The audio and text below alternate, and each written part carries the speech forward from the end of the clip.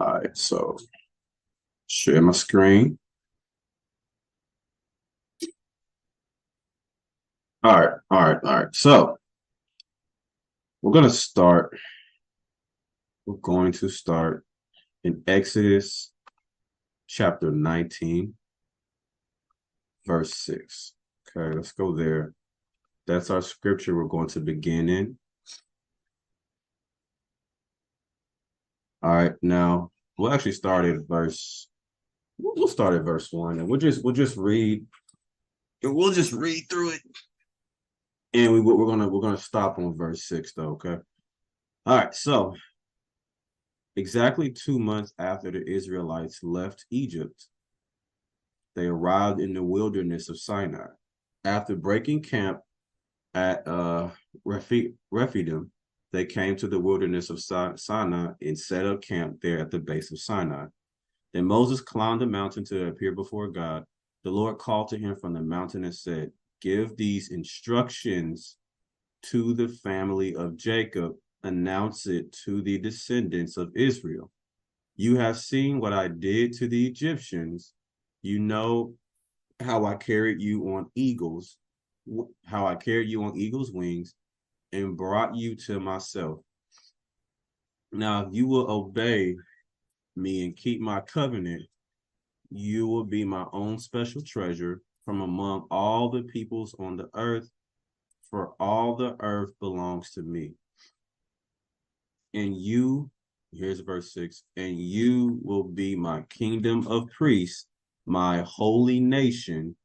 This is the message you must give to the people of Israel." Okay, so here we look at verse 6. What does it say? Can you see it? Verse 6. Yeah. Okay. Right. Now It says it it says it will be my will be my of priest priest. in my holy nation. Now, this is if we were to wonder or ask ourselves, what is the mission of God's people in the scriptures? What is the mission of the Jewish people, the Jewish nation, Jewish heritage? What was their specific call? What were they to do? What was their mission? Like how today we have visions and missions and all these statements of organizations and what the goal is, what do we orient our work around? This would be that for them. Verse 6, Exodus 19:6 is the mission God gave his people. And you would be my kingdom of priests and my holy nation. This is their mission statement.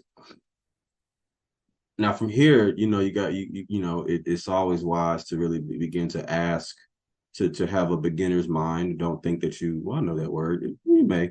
Don't want to say you don't. But it's always beneficial to have a beginner's mind and begin to really just act as if you just don't know and just really ask all the questions you want, ask away. So then the question goes into, okay, well, what is a kingdom?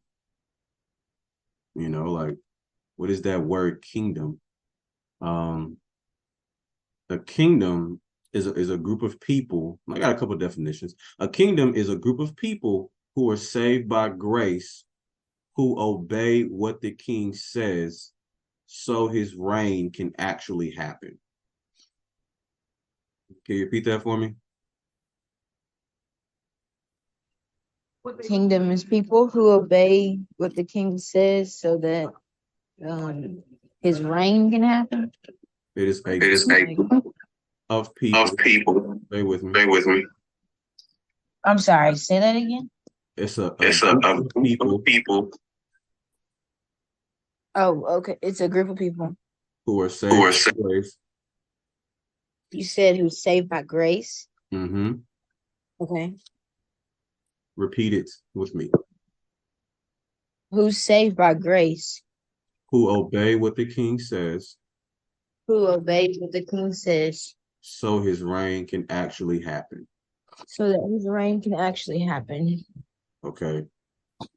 Say, all right, now a group of people who are saved by grace, who obey what the king says, so his reign can actually happen. Or it's a community of people who are to put God on display in everything they do and say.